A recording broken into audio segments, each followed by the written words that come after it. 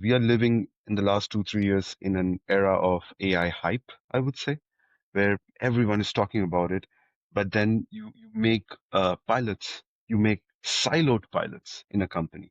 So if you enter an organization which is tech driven, there are 10, hundreds of pilots happening, but that's not connected to each other. Hello, we are back in Bits and Bolts with Paulina, and today we have Siddhanta. I'm sorry if I'm not pronouncing your name right. That's correct.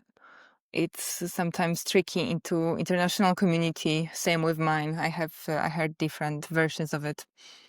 Mhm. And you have quite a big background in tech from bachelor's in electronics and instrumentations in KIT India, master's degree in human centered artificial intelligence at DTU. Mhm. That's our common point, DTU. I used to Mhm. also have my master's from there. You work Mhm. for quite a few years in immersion automation solutions, then in some project with European Space Agency. You were board member at DTU, KPMG, Novo Nordisk. You tried to start, you were working for yourself for some time, and now you Yes. are the Ramskov Consulting Group.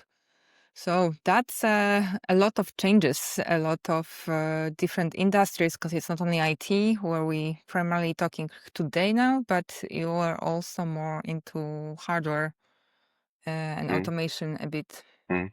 Do you have anything which I missed? Because I think it's a lot. No, not really. But I've done different things in different places, not the same thing. It's kind of also a personal trajectory in a way, how you see yourself, what do you want to do? And I took up, if someone gave me an opportunity, I just took it up and kind of see where it goes. That's why you see different kind of flavors in that list. Yeah, also before we put on recording, you mentioned that you're getting bored fast and you need a change. And seems like your history proves proves what you're saying.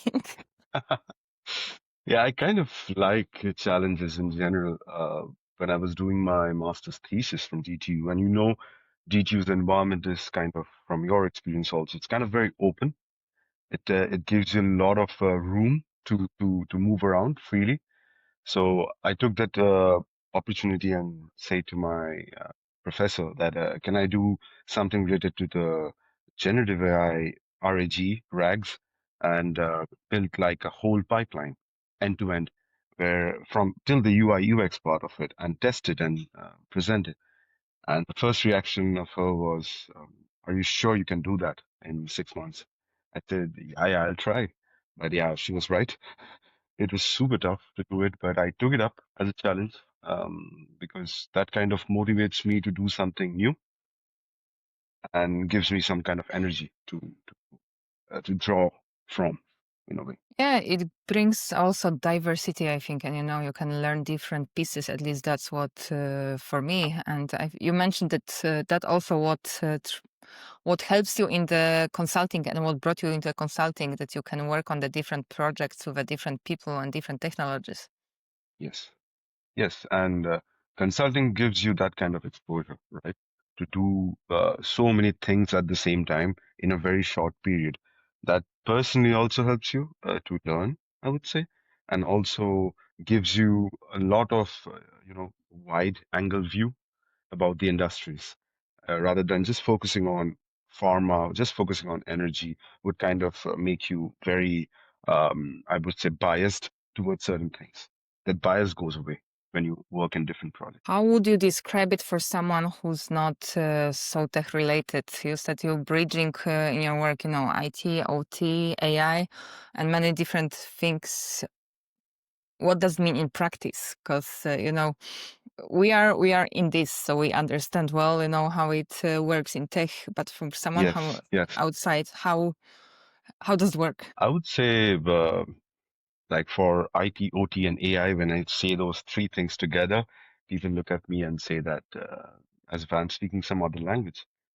Because people understand IT. If you go to a production floor, they would understand OT and AI. Probably everyone relates to ChatGPT today, but that's not the case. So I give a very simple example of that. Let's say I take reference of a human body, right? Your muscles, your nerves, your sensory organs, that's your OT. So that means that you have a production floor there. You're trying to produce something, product, right? At the end of the day, you have an energy power plant. You have certain elements, machines that you want to monitor. So you have the data coming from there. So that's like your muscle, nerve, sensors that's extracting the data out of it. IT is basically your ERP systems, procurement systems, spreadsheets. So your mind and your memory, that's your IT. But then comes AI on top of it, which gives you kind of more pattern recognition, more about making predictions and stuff like that. So you take the data from the OT, you kind of have ERP systems or I would say spreadsheets where you store the data and then you use the data in the brain to make future recommendations or future, I would say, predictions in a way. So that's how it's connected. So OT comes to IT to AI, and that's the link between these three. And people generally see them as silos for a long, long time. That's the thing in the industry that I only know corporate IT, I only know manufacturing OT. But if you want to make a very good product, so when I say pharma, you're making, let's say, a vaccine that you and I are going to use. So your end product is going to change lives, is going to influence lives directly. In that, you have to make very, very good predictions. So that's why, and it cannot depend as a silo. It has to work together, and that's what I say that I bridge the gaps between IT, OT, and AI. That's how I do it. Kind of interlink them, and I would say if you do it siloed way, back in the 80s, 90s, the power plants back in India would write it today also they write it down in some places and take it to someone. That person would see the data and say, okay, the data is wrong or right or whatever, and then they go back again and make the changes in the machine. But that's we are not living in that era anymore. We have more tools, more power to kind of leverage on, and that is where I think this gap should be bridged and we can make better products at the end of the day. No, I fully agree. Also it depends in what bubble you are. Different people can see, only where they are. If you go to IT, you're only gonna see, IT hype. If you go to mechanics, you're only gonna see mechanics, AI separately. And there's not many people who bridge different parts. I Uh-huh. started in mechanics and mechatronics myself. I've Yeah. went to automation robotics, and then I ended up in IT. And I Mm. can see by going, I'm not connecting different bubble right now in my work, but by going from different, I can see, what's the point of view, different people depending where they are operating in which bubble. So I think it's very needed also what you're doing, to be able to connect different parts and make them collaborate better and explain to people, hey, we are not against each other. We should be helping each other and collaborate to Yeah. come out with a better products. Yeah. I'll tell you one example from my Emerson days. We weren't working with AI a lot, but when you go to the operations people, the commercial people, they would see data very differently. They have different kind of data sets, right?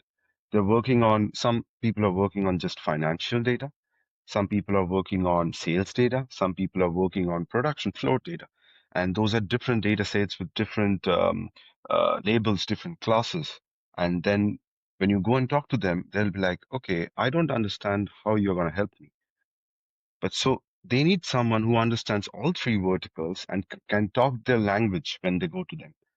And that is what bridging the gap is. So you have to tell a production floor guy that, yeah, I need you to push this data into this system so that I can use it this way. And that will benefit you in this way. So benefit realization process is super important when you talk to them to make them understand the whole picture of it. And I kind of, I'm glad that today, companies like Novo, they're pushing AI into the market in a very, very, strong manner, which means that other smaller companies or companies who are trying to grow, like Novo, would also kind of adapt it and talk about it. And podcasts like these, when people see that, it will incite the conversation. And that's why this convergence part is super. Yeah, definitely spreading, the good knowledge and spreading, how it should be done. Why is it important? I think that's Yes. important. That's also why we're here. Yes. And going from this, I mean, right now, people, people who are not in tech or people who are not as much deep in tech, so like, oh, ChatGPT, and that's the AI, and they put everything under it. And, we had AI around for many years with different stuff. AI, it's not only ChatGPT or any other models when you can Mm, type in and talk to it. mm, But you have seen also what's under the hood of enterprise AI. And one thing is hype, which we are hearing a lot about AI here, AI there, and everyone wanna buy AI, and that's one thing. But how does it actually look in the reality, like pharma and energy when they try to adopt it? mm. Yeah. So you're trying to ask that whether AI is kind of how real it is right now and how much of it is like a fluff, right? Yeah, what is Yeah. fluff and what is actual reality? Because for people who Mm, are in AI, mm, we know it, but for people mm. outside, oh, ChatGPT. If I ask my father, or I ask other people in other industries when they also try, there is their first, bulb word or the bell which is ringing about AI. Yeah. So if you see the history of ChatGPT, how it was developed over the years, it started back in 2017, 18-ish with a paper from Google, right? Google DeepMind, uh, where they started talking about transformer models in a way. From there to 2025, it has been a crazy, crazy ride, especially in the last 3 years. But what we misunderstand as AI as ChatGPT, because people make holiday plans, generate codes, ask for food recipes from ChatGPT, and it does like amazing job. But then you turn the tables and see, it's like a smart intern that never sleeps. It always gives you the best results in these kind of situations. But in pharma, in energy, it is about the quality of the product, the traceability of the data, and the quality of the data that is given in. All those things takes into consideration for making sure the end insulin you're making or the end vaccine you're making is of highest quality in its own way. So when you do that, you have to think that, can I trust this system 100% to make sure my product is 100%? So that's the question you need to answer. Making your own personal plans is fine. That we can use ChatGPT, but using it in actual product manufacturing, actual energy production, it's still not there 100% to use ChatGPT right away. And why I say that is because we are living in the last 2, 3 years in an era of AI hype, I would say, where everyone is talking about it, but then you make pilots, you make siloed pilots in a company. So if you enter an organization which is tech driven, there are 10, hundreds of pilots happening, but that's not connected to each other. I remember in Novo Nordisk, one Novo Nordisk person posted on LinkedIn long back that this is the biggest problem right now for them to kind of stitch them together and make sure it comes under one umbrella so that you can pick and choose like a marketplace concept.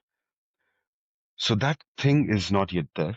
So I would say AI is a hype in terms of how we use it on a daily basis, but it is, of course, it can be a reality um, when you kind of fine tune the data, fine tune the models you use, and make sure that it is auditable. Because at the end of the day, your systems will get audited by the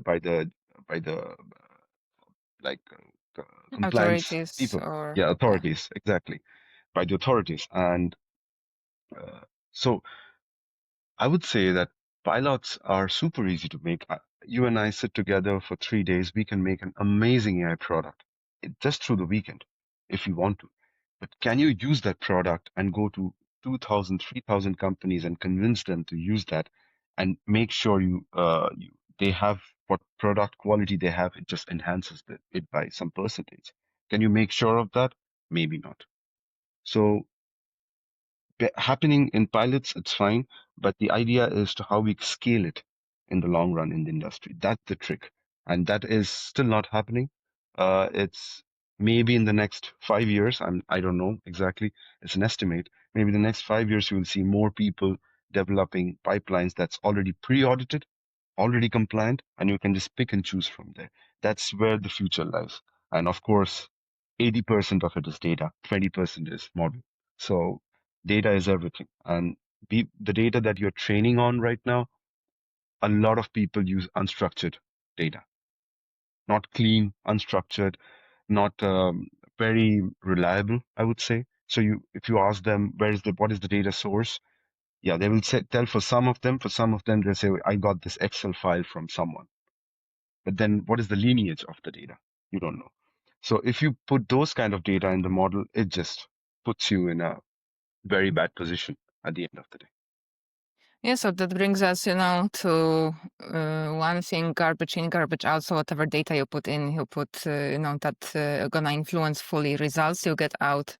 And also there's a problem of, AI generated data. I can see that some companies completely banned it and question, you cannot keep going with it because there's, new law, new data, new discoveries coming in, so you cannot get out of, or they completely banned the data from last 3 years. That's also what I heard from some companies. I'm like, Mm. you need to be able to handle the problem of AI generated data or and the new data also in your projects. And also one thing you mentioned regarding going with the AI generated products to production. I've seen recently, the guy on LinkedIn who, Mm. I vibe coded my app in 4 hours and I'm gonna sell it for 100K krona for many people and I have many people interested. And people find a lot of issues with security, with what you're saying, being compliant, with quality and so on. So it's good to a certain degree, but it's not fully mature yet, being able to get the production ready product which has enough of the value and it fulfill all the requirements. Yes, exactly. I think the point you want to touch upon is AI, as many times I can speak artificial intelligence, but half of the things are not even close to what AI is. Half of the things are just intelligent automation, right? So when you're dealing with AI, there are a lot of, touch points that you need to look at. For example, I'll give you a very quick example. You have data, unstructured data. You structure them, you label them, you annotate them, then you kind of vectorize them in databases so that it's in smaller chunks for better context, and then give it to your language model, and then it generates some kind of prediction, right? It's a very simple pipeline. In that case, there are so many touch points. Who structures the data? Who labels the data?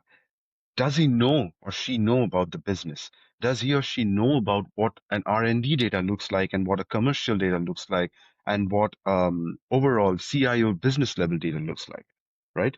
Does they have the clarity on top of it? So if they don't have that, first of all, there is no ownership of those activities. There is no ownership of data in general. So you can pick data, whatever you want. You can push it to your AI models and say, generate 10,000 more rows of similar kind of synthetic AI data. And it'll generate for you. Who is going to check it? Validation that that data is worth training the model on. So these are basically, in short, this is basically AI governance. So people are running in different directions, but there is nothing to kind of hold them back. That is governance. That is the most important thing if you want to scale. And to answer your question about last question about hype or reality, why I say it's both, because people have a lot of tools, a lot of technologies in their hand right now to leverage on so many good things. We spoke about the last time about a thing called HeyGen, right? It can literally generate an avatar of you talking without you being there. That's crazy. Like when I saw that for the first time and how good it is, it's crazy. But someone made the data really well to train that model of Hazen, right? To get that kind of output. But for that, you need a certain governance, certain points where you kind of hold it back and say, hey, you have to do it this way. There is no other way to do it. So in that way, the pilots will become more useful. Your vibe coding would go through a stress test. Your 4 hours vibe coding that you think you can sell for $100,000 or whatever will go through a stress test before you can actually say, I can influence lives, I can make difference. in the industry. It's a lot of touch points, and also taking one point from it, you mentioned governance.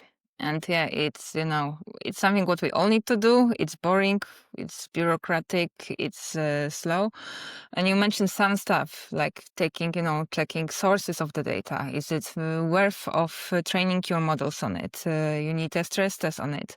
What else would you add to this? What is required for governance of AI projects? Yeah, it's kind of hard to say what all you need, but I can put some words on that. So I always think governance as something that is super important, but people who do it, they think that, okay, it's just paperwork. The reason behind that is, if I give an example, you're driving a Formula One car, and I'm seeing a lot of Formula One recently, so sorry for that. You're driving in like 300 kilometers per hour. You don't have seat belts. You don't have helmets. You don't have any guardrails that are your earphones, people telling you what's ahead and what's not, right? Then you might crash very soon. And if you crash, you probably won't come out alive. That is because you don't have the necessary safety. So governance is a safety net where people can go all guns blazing haywire with AI products. People are doing that.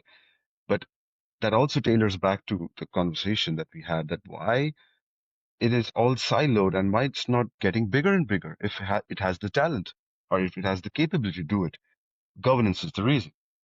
So the main things about governance is, as I said, who owns stuff in the process. There should be clear ownership and accountability, that you cannot come to me and say that, okay, Sid, I I generate the data from the systems, but you train the model on the data, so you are responsible to tell me whether it's good quality or not. I don't.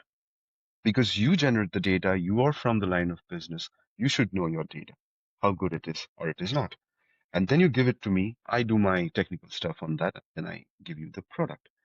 So for me, in governance, I think that safety net, that seat belt should be there. Otherwise, you're going to crash very soon. And a lot of pilots, I think more than 80% of the pilots just remain pilots because of that reason.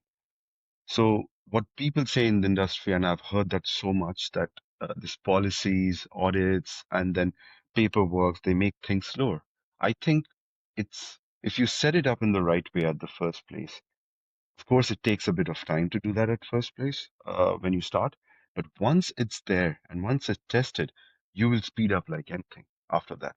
So overall, if you see in the timeline how much you have grown, you will see you have grown bigger than most of the other people making AI data products.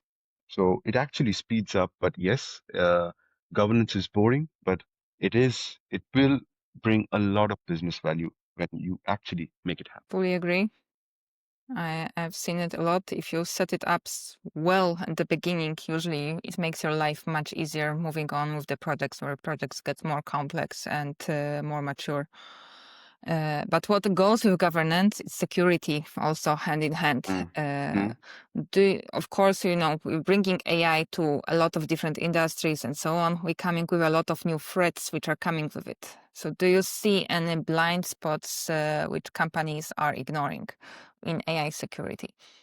The first thing, they see AI systems as IT, which it is not. That's a huge misnomer, I would say, or huge um, mistake that people do. In an organization setup, they would always prefer to put AI under IT, but AI is not IT. AI is everything covering, so it gets data from all over the places. So when you say it's IT, um, it's if a model shuts down or misbehaves, let's say, right? It's like it can have a lot of a ripple effect in a lot of things. But if your laptop shuts down, cool, no worries. I'll just restart, or I'll just go to the IT guy. He will do something, and voila, it's fixed. AI is not that simple when it's in production. So in terms of cybersecurity, people think of always about trusted zones, firewalls like DMZs, and untrusted zones. And you connect internet somewhere, you put a firewall, you say, oh, I'm good. I have to always have the username password and audits on that. No, AI is not that simple. I'll give you a quick example on that. So I was talking to someone a long back about this. He, he asked me the same question about cybersecurity. I said, okay, let's say you have firewalls, you have security patches all in order, you have IPS, IDS, all the network systems there. So there's all the threats are taken care of by your systems. Now let's say someone tweaks with your data that is being fed to the AI that will change some part of the product that shouldn't change, and that product goes to the market in a way, right? In a I would say manipulation of the data at the ground level. How do you take care of that? Said, but in IT, we don't look into data. We just look into systems. So that mentality has to change. So most organizations are monitoring AI pipelines um, for making sure the pipelines doesn't get tampered. But what about the data? So if the underlying data is poisoned, then it's not about your PLC is under threat or your network security is under threat. Your data is under threat. So we have to move from the traditional Purdue models, as we call it, the DMZ and trusted, untrusted, right? Um, from that to something called, I think it's called defense in depth in cybersecurity, where data is the central part of it. And someone has to make sure the data is of very high quality when it's being trained in a model, and also has validation checks of the output. When you do it in a digital sandbox, you try to test run, there should be validation checks on both sides on how good the data, what is the lineage of the data, as I always say, and have a validation check on the output of the model. And then you say, okay, we are good. And then when next time some changes happens in the data, you do the process again. So this should be, it's actually a thing in cybersecurity. I think it's a NIST framework, if I remember it correctly, but defense in depth. That's the way forward for cybersecurity to avoid these kind of problems. So yeah, so we go back. We all the time go back to data with AI, and I think that's what not everyone understands with AI. That data is we can't do anything without good data and good monitoring of data, having good data sources, checking if the data is good quality and it's not polluted. Yeah, I mean, if you and I have access to data, we have the ownership of data, Yeah. then we can do whatever we want. It's like you have a baby and the baby hears 5 different languages. It will learn 5 different languages as it grows up. If it learns 10 different languages, it will speak 10 different languages. But languages is one thing. That's a process. It's a system. But when it comes to what they are hearing, what they are learning, that's data. So you also have to make sure that the baby around you just not learns 5 languages, but good things in the 5 languages and not the bad things. So that's the kind of thought mindset change that has to from systems to data. From systems to data and bring some of the systems to data as well. At least what I would say, like data versioning and so on. What I can see that some people don't do, or some organizations like, Mm. okay, we have a model, but why should we version data? I mean, because if something doesn't work, you might want to go back or you want to version your model and so on. And that's where we bring actually systems into data. And that's what I've overseen sometimes by some of the organizations. Excellent point. And I think this point also brings me back, and I champion governance all the time. So you cannot have just system level governance. Okay. You have SOPs saying that how to configure a firewall, what kind of access rules should be there. But that's not enough because cybersecurity threats and attacks, if you, I don't know if you remember in 2019 when I was working with Emerson, there was a cybersecurity threat by a Russian group um, there, which kind of switches off all the systems in like 10 seconds. And when you try to turn it off, it corrupts systems even down in the line. So I remember one of the power plants in Russia couldn't turn up again, like couldn't go into production again for like 10 days because they don't know what's happening. Every time you're switching something on, it gets further worse and worse with time. So that is a system level corruption. But now data is the new currency. People don't care about system. That's cute right now. What's important is like you go into the data, you corrupt the data, and then you sit back and watch the fireworks. Then it's like a ripple effect across the organization, different line of business, because people like who generates these kind of threats in cybersecurity, they know what they're doing. And if you don't know, then you are way behind them. So you have to be ahead. And data protection is super important. And that should go at a level in governance, overall governance of the company.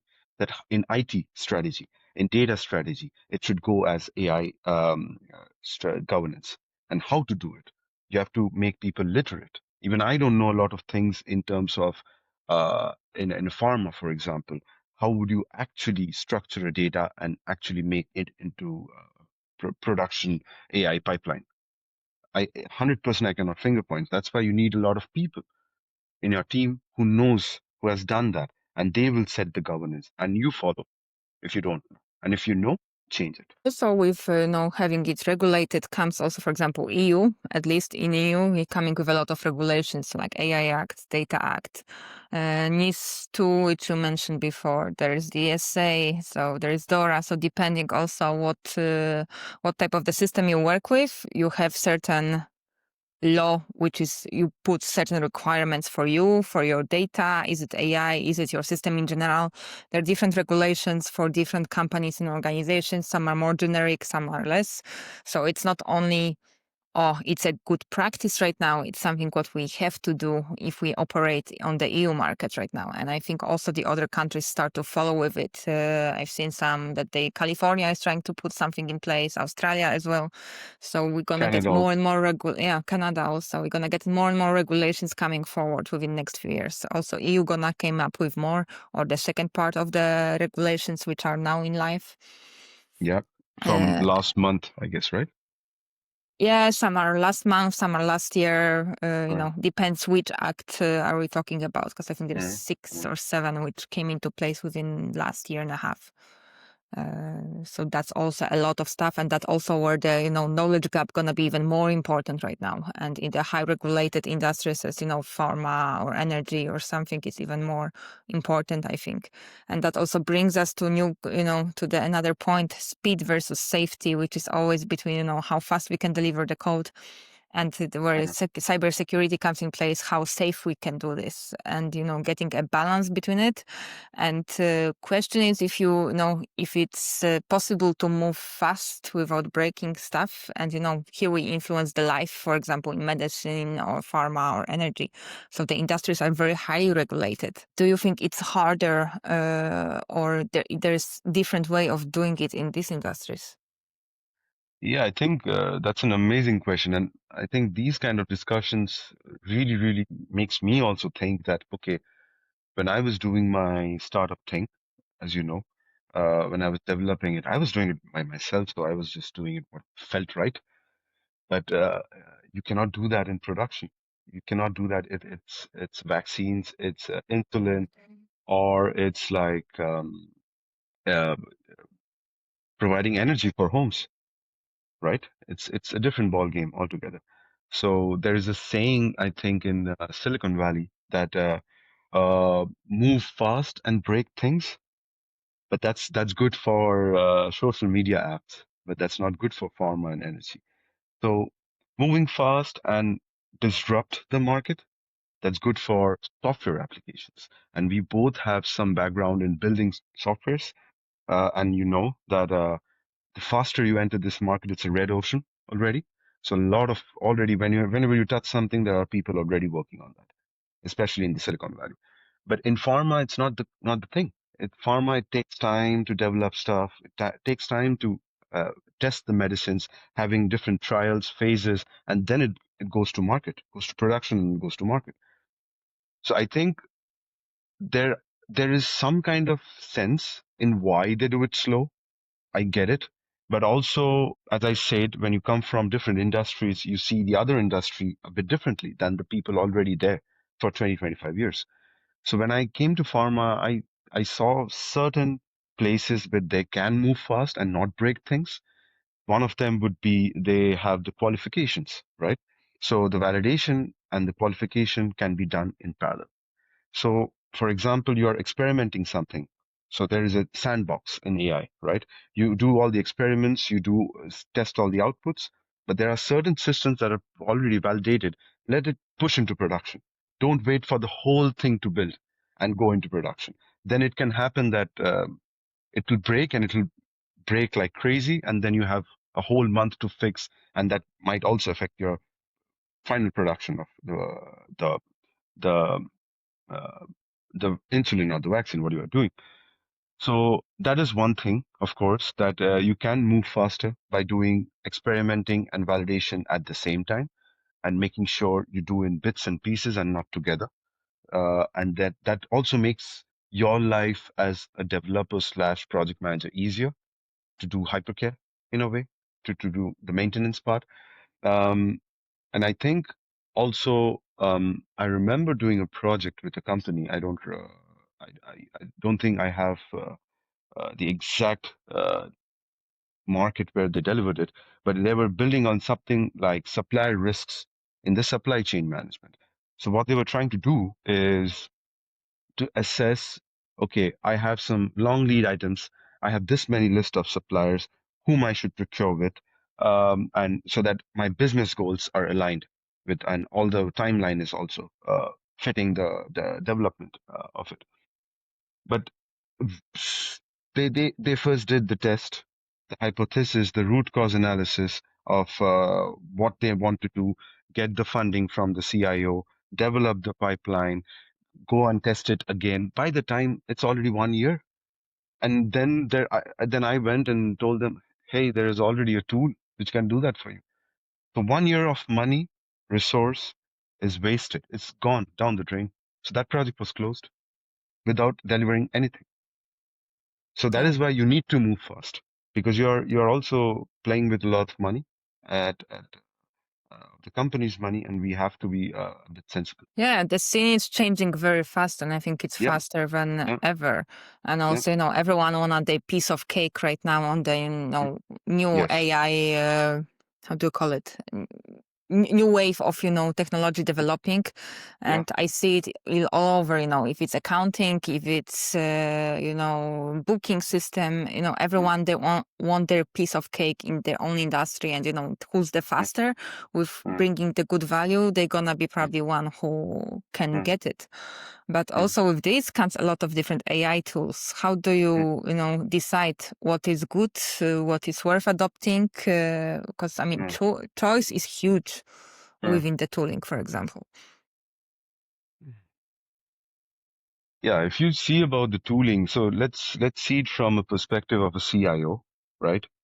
There are so many vendors to choose from, so many options to work on. Um, if you just take generative AI models and you use a platform, something like Google Studio or Google Labs, there's a never-ending list. Even I get confused, okay, what to do?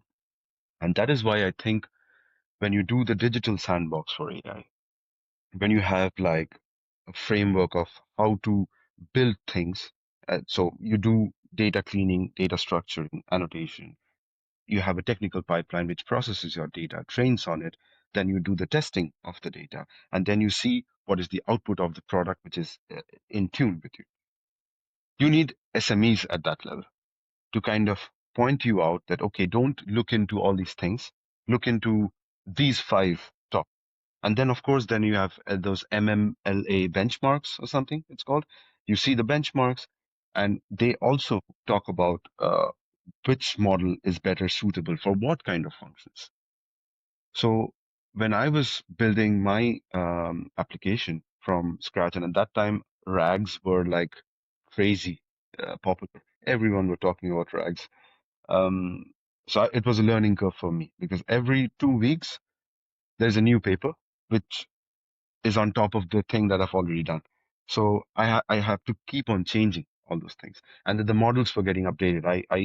Updated in those 6 months from GPT-3 to GPT-4, and there was a 3.5 in between. So testing is the most important thing that you need to do when it's about so many tools you have. Other thing is, of course, having prior knowledge really helps, I think. Uh, the, the traditional CIOs in the big companies or in the medium-sized companies, they come from, let's say, the 90s, early 2000s. They are more system kind of people. They know system, they know what IT strategy is, what kind of projects you need to build to make the company's business goal, to meet the company's business goals. But they have not dealt a lot with data in their lifetime. So trainings or at their level, management level trainings, uh, technical level trainings, everything has to be in place and good quality trainings based on the company's needs. That is super important. So then you have better visibility about which model to choose, which pipeline to use, what will give me what as an output, and what I shouldn't do and what I should do.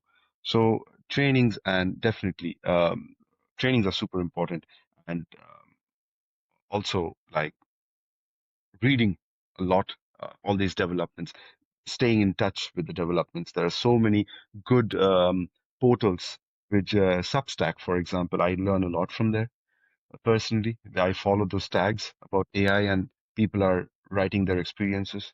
I think just reading about it, that really helps. I think it's never ending communication between tech and business, and to be able to get one understanding the other, also especially on the C level. I've seen something similar, when the DevOps when there was DevOps hype, I was hearing questions, oh, can we buy DevOps? We bought DevOps because we got Azure DevOps pipelines, the name of the tool. And when you only teach people, hey, it's about culture, how you work and so on, or there is, you see this and there is this amount of the stuff. So yeah, Yeah. education is everything. Yes. Uh, But I but just want to, I yeah, just go want to add ahead. on top of that. So, uh, in companies, at least I know you have a very strong technical background. I also have a very strong technical background. Let's say you and I go to a CIO, they won't understand technical stuff. So it's also about communication to that level. What you want to do in the with AI. So let's say you ask something at the start of this that about AI pilots and stuff. It's because AI pilots are solely relying on technical parts of it. But what about the people's part? What about the governance of it? And what about the processes that stitches everything together? So if you have like fragmented data, if you have lack of ownership, if you don't have ownership of people around you, and who owns the data? Let's say I built something today. It's perfectly ready for production. You're from operation. I go and tell you, okay, this is yours. It's not completely yours. Who handles the IT side of it? Who handles the OT side of it? Who handles the compliance with the vendors? Who checks that? All these things are small things has to be there at the IT strategy level at the CIO. You need to tell him or her that, hey, these are a lot of things.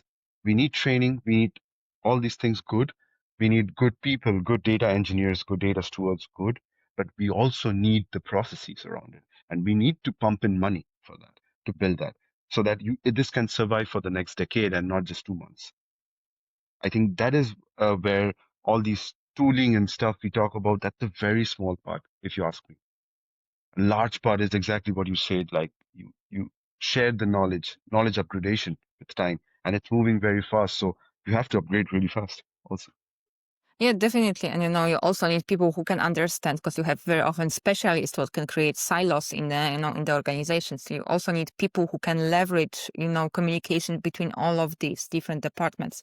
So Mm, someone who can talk to business compliance and the tech people, or to when within tech you have multiple stuff. You're gonna have operations, infrastructure, DevOps, or data, and mm, so on. So you need people who can also leverage, be more generalist, not specialist in something necessarily, but they can communicate and connect people so we can avoid having such a big silos. Because if you have silos, you know, you can have the best infrastructure, but if the data doesn't come with it, you don't have business value. Or even if you have the Exactly. best products ever, but no one knows about it because marketing doesn't know what they're saying, no one gonna buy it, so you don't have money to operate for the company. So all dots needs to be connected, and people need to at least understand each other on the basic level. Mm. Yeah, I have heard this term, this line before, and I would like to quote this, that pilots are things that proves what we can do, but governance is the thing that scales it. If you want a use a chatbot throughout a company which is a size of 5,000 people, you cannot go individually and tell everyone what's the benefit. You have to do it at the governance level, and it'll automatically seep through the company. And that is where I think a CIO should come in. And if you give me €1 for every pilot that has been built ever, I will fund my own startup tomorrow. There are so many around in the companies, individually, white coders, everyone. But that's the thing. Yeah, I agree. Yeah, definitely. In the beginning, you want to prove your business value, but then you need to all the different building blocks to being able to scale it, as you said. Mm. Also, if you, for example, if we take it to the factories in 5 years, 5, 10 years, what do you think that would can be completely changed by IT, OT, and AI convergence there? Do you want me to like go all guns blazing or just being reserved about how it Whatever should you be? want. I'm asking about your opinion. If you hear, you hear. If you dare, you dare. You can do both. I've so my I'll quote one story here. My father went in 2007 to China, in Beijing, and that time mobile phones were like not that popular, of course, right? So he was waiting for someone who was supposed to come and pick him up and give him the uh, gate passes to get into the power plant, right? And no one was there. So he was just waiting outside, and then someone called someone or connected, and then one guy comes running in. Yeah, sorry, I didn't know that you were coming. It's a miscommunication. Okay. Then he enters with him, and they're walking for like a good kilometer within the power plant, through the turbine floor, through all the other floors. And my father was like, "Why is no one here? The plant is running. I can sense it." Yeah, it's a lights out plant.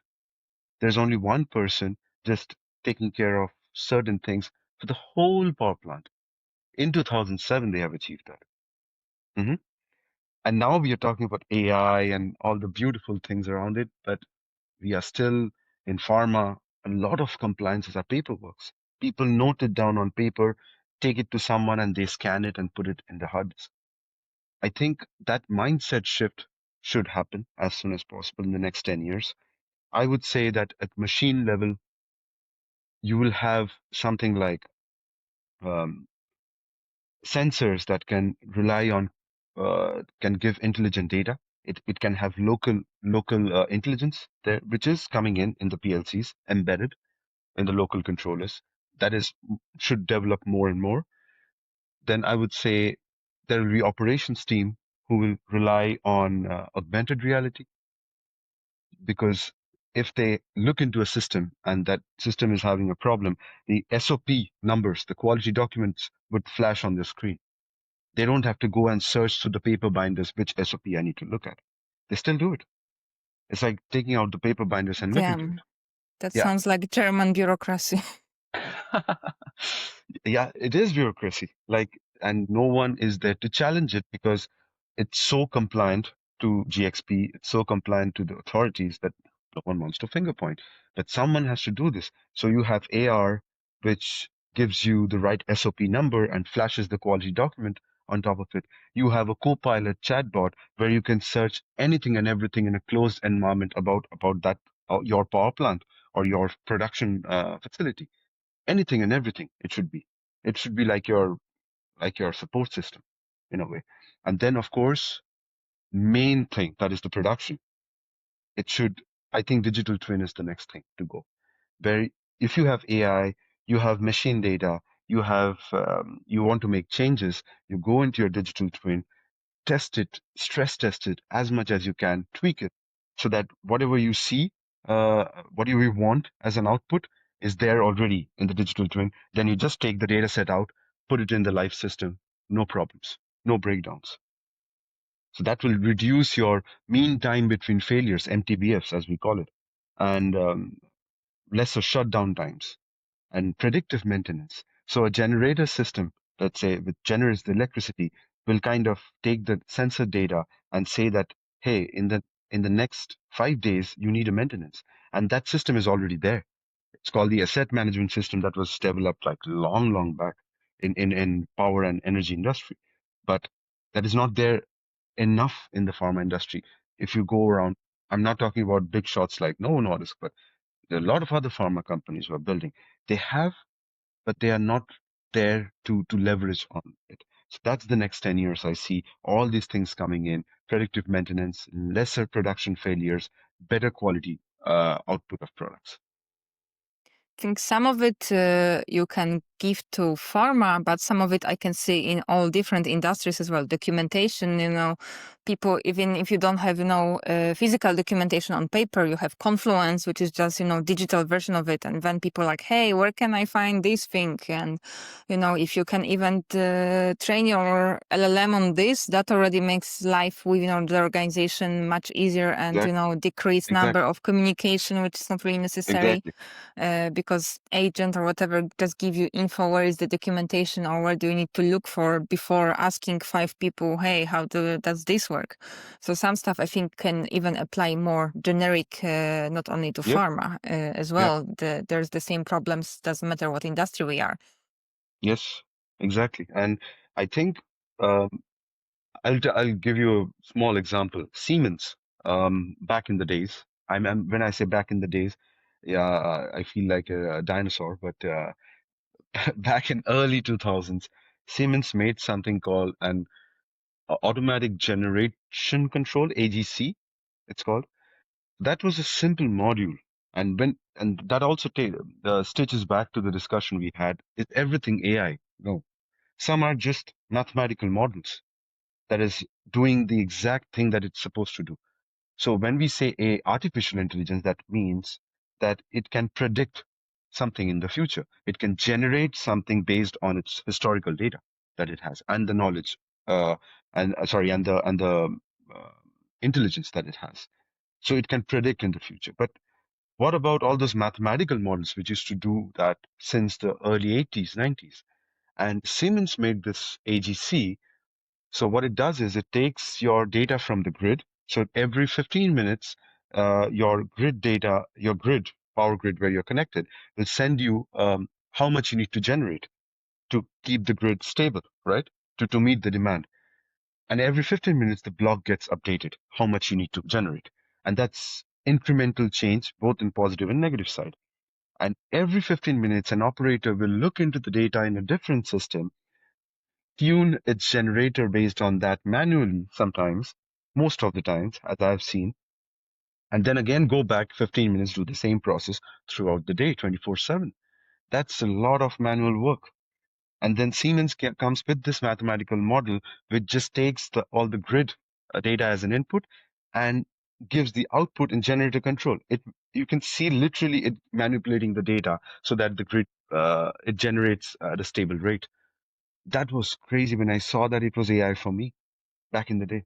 And now when I see Siemens being so way ahead of time in terms of that, I think those kind of solutions are needed to make sure that, yeah, we actually make an impact at the production floor and not just talk about it. Yeah, that's a quite impressive what they achieve with it. Instead of having human running back and forth. Yeah, With the automation and being able to manipulate data to achieve these results.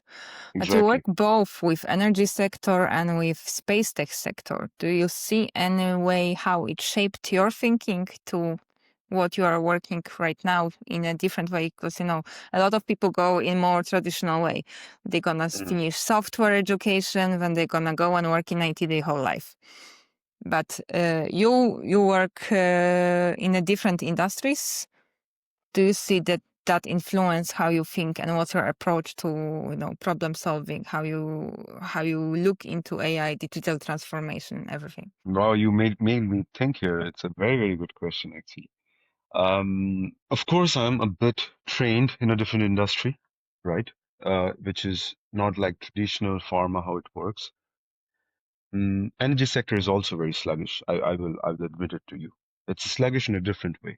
It has its own ways of doing project management. It has its own way of, um, I don't know, validation, qualification, which is different from pharma. I think pharma is far stricter in many ways, which energy is not, but energy is tough to deal with. There's a lot of project management garbage going on. But when I went to this ESA incubator, right? And I was really lucky. It was also an opportunity which was given, and I took it with my both hands. It was super interesting. Um, so we were there for 16 days or 15 days, I think, um, under one roof, sleeping there, eating there, and developing stuff. So one thing which I understood from their mentality, from because we had sparring sessions with coaches there who are ESA employees and who has worked on real satellite projects which was launched long times. Um, I'm a big fan of ESA because one of their project is very close to my heart. It's called the 67P Churyumov-Gerasimenko. That's basically a comet, an icy comet far in the space. And they took this challenge in 2004 that we are going to land on that comet. So it's called the Rosetta Philly mission. And it was a washing machine size satellite that they had to send. The challenge was they had to take around the Earth 2 times to get the energy of the gravity, go to Mars again 2 times, then shoot. After Mars, till they reached the comet, the time was around, if I remember correctly, 8 years. So it takes them 8 years to reach there to the comet. So they started in 2004, they ended in around 2012, 13-ish, something. So you cannot run for 8 years in dark, deep space because you don't have that much energy to power. So they had to shut the whole satellite down and it was running autonomously for a good 6, 7 years. And then the first click after 7 years when they say, please wake up, it woke up. Holy shit.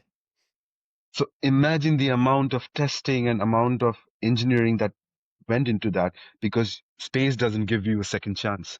Pharma might, energy will, space won't. If it's gone, it's gone. And when it's gone, it's billions of dollars gone in one shot. And that's tax money also. So you will have to hear from a lot of people. So they did that.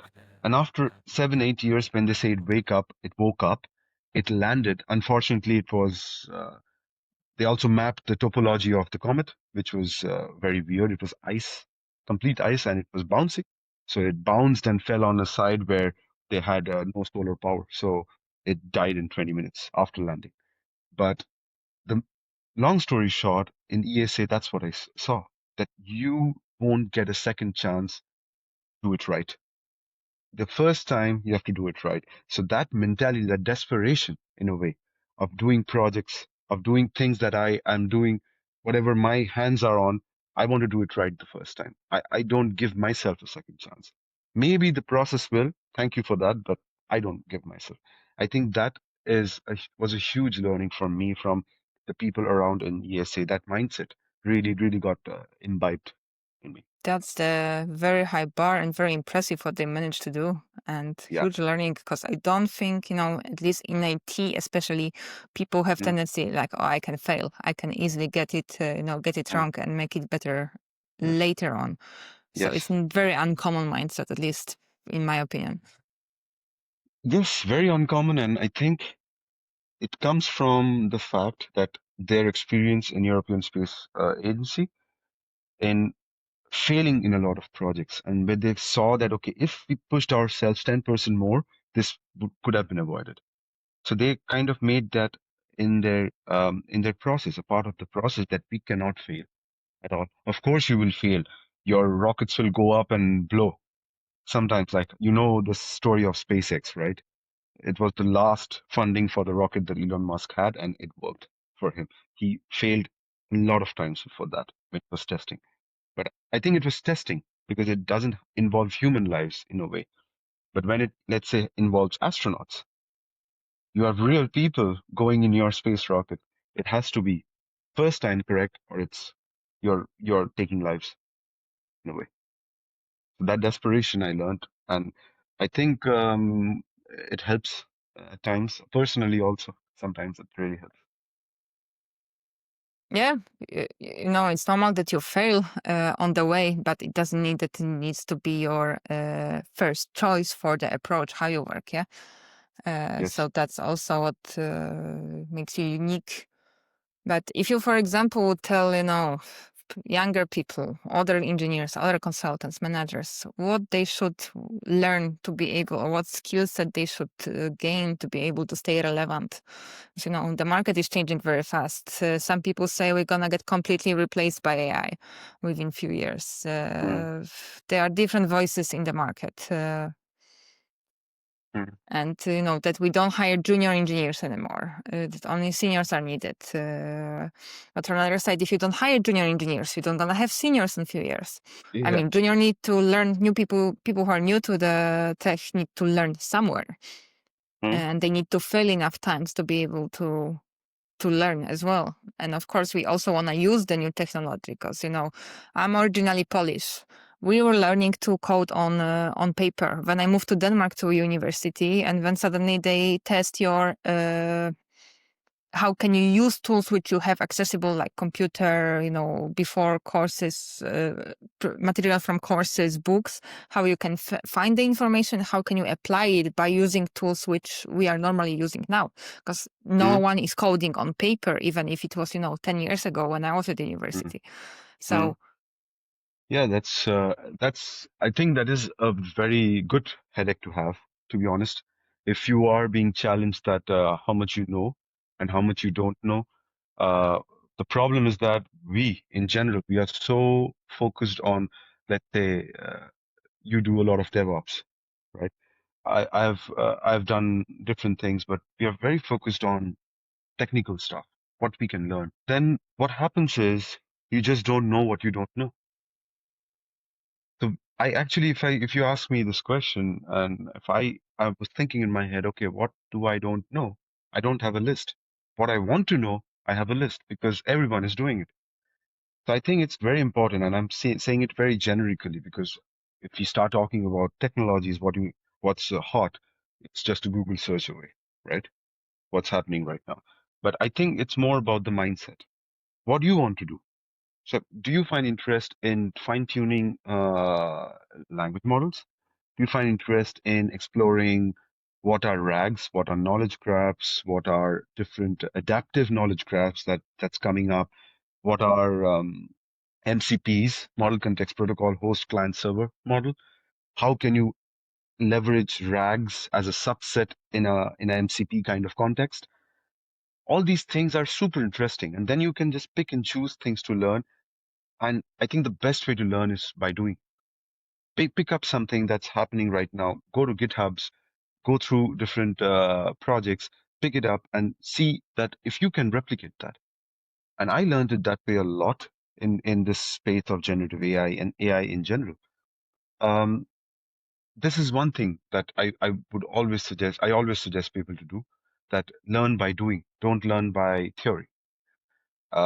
Second thing is communication skills. I think I see a lot of engineers, and don't get me wrong here, a lot of engineers don't have good communication skills in terms of communicating their mind. They're like they have amazing ideas in their head, but if you cannot communicate, that idea is as good as nothing.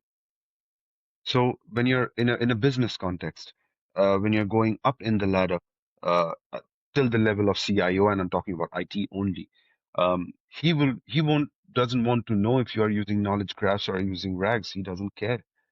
He cares about how you do it, what's the timeline, what are the benefits that the company is going to make out of it, and how much cost you need him to pump in. And that kind of thought process is exactly opposite how a typical developer would think.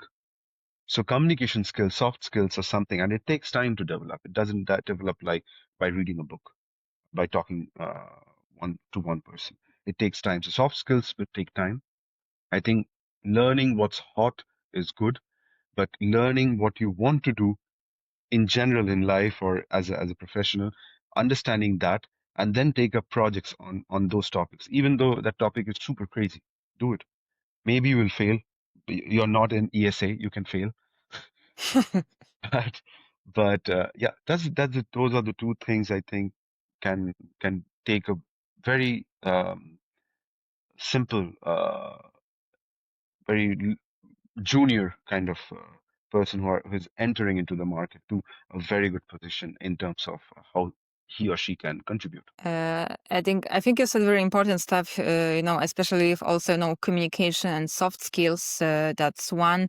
I've seen a lot of amazing engineers who are brilliant technically, but they're not able to communicate it. And very often companies or people will hire a person who's better with communication, but a bit worse with tech stuff because it's easier to teach versus to teach Exactly. soft skills. I had one. Exactly. I'm organizing meetups as well, and once we had the speakers.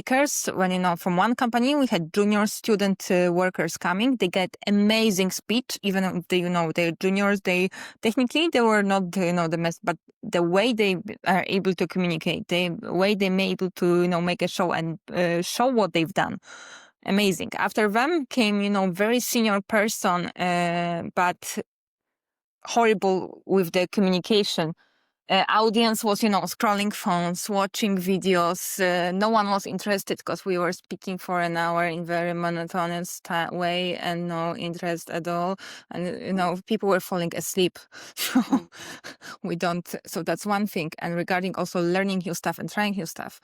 Okay, I'm, for example, specialized in, platform, cloud, DevOps Mm. stuff. But recently on one project, there was need that I need to do front end. And that makes me Uh, better engineer overall because I have better understanding, for example, how the stuff connect. How does it connect with the backend? What type of infrastructure do I need? So exactly. I don't need in-depth knowledge maybe about front end. Sure, on this project I do it because that was the requirement. We didn't have person in the team who can do it. But for me, it makes me better engineer. I better know how to connect the dots. It makes me better Exactly. platform engineer, or it makes me better DevOps or cloud architect, whatever you call it. So don't be scared of trying new stuff, because even if you fail, you can learn something new. What's gonna make you better in your specialty, whatever you're Exactly. doing. Exactly. But I think I want to add on to, and that's a very good point you touched upon. Um, I think one part is the learning part, but the thing is that a lot of people, when they do like um, want to learn something new, they finger point on a platform. And please try to understand, a platform like SAP will stay for a long, long time. But that system is also changing. They're moving from very, I would say, on-prem to a very cloud-based. So now you have to have skills of cloud. So I think focusing on technology is important, but focusing on platforms, it's a no-go for me because the technology can be used in so many platforms. So if you treat AI as a technology, right? AI as a service, let's say, how can you, and you understand the business, you have the soft skills, then you will know to achieve that business goal, I can use AI as a service to do this, and I have to communicate in this manner. Then you complete, it's a full circle moment for you at that point. And then you can also do it, develop it, you're aligning with the business goals, and you can communicate to your surroundings, to different business units, and say that, hey, this is what I'm doing, this is how it's going to help you.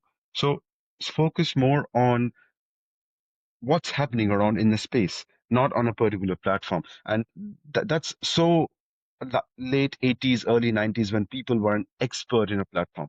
But then you give them some other platform, they know, I don't know. But that's not anymore. Then you get obsolete very soon as a profession. So, Yeah, definitely you need to learn principles, but you need to be able to also learn Exactly. fast. That's something, okay, how fast you can acquire the knowledge Exactly. and skill set and Exactly. leverage this, because that's how you Exactly. bring the value. Because if we go Exactly. back, everything's about business value and how you can, Exactly. save time, save money, get faster, make it more secure, more reliable, and that's, or, bring in new features for the customers. So that's where we getting, business is always going to be interested in business value uh, in one of those aspects. Mm. And I have one more thing to ask you to the end. We also talked for quite a while. A very interesting discussion and a lot Yeah. of knowledge from an experience you share. Outside of work, you seems to follow space and sports. Do you think we could get any lessons from how they operate at astronauts and athletes and how their team are working into digital transformations, IT projects, more multidisciplinary projects which you are more involved. Do you see anything what we can learn from them here? I mean, you can learn from like a lot of things, and if you focus on like space programs in general, astronauts sometimes they travel alone, but most of the times they travel in a team, right?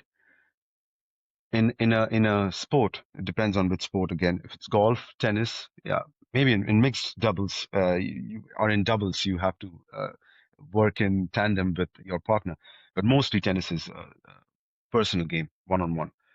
But then you go to football, it's a team game.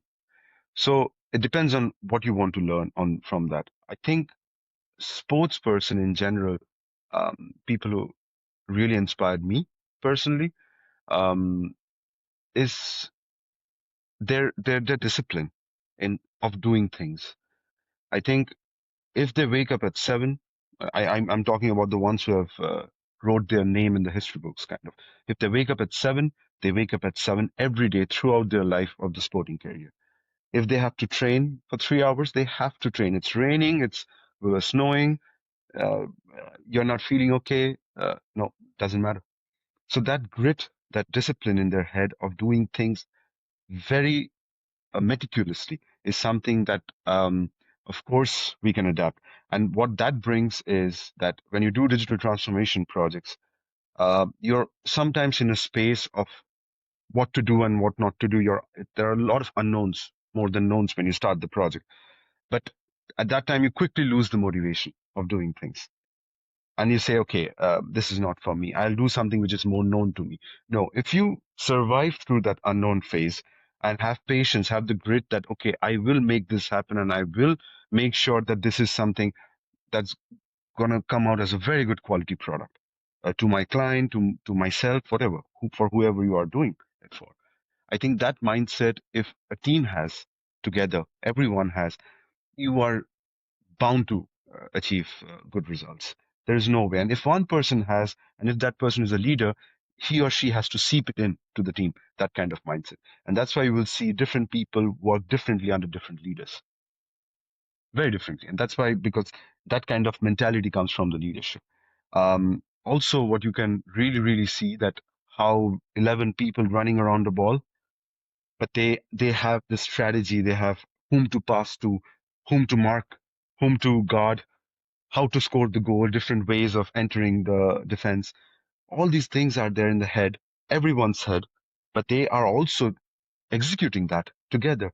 It's like somebody said, like when Brazil used to play in the early 2000s, it's like poetry in motion because everyone was like, it's like everyone knows what to do at what minute of the game, and that is what teamwork does. Like good teamwork does to you. If you are struggling somewhere, you don't have to force on someone. Can you do this for me? No, they will take it up.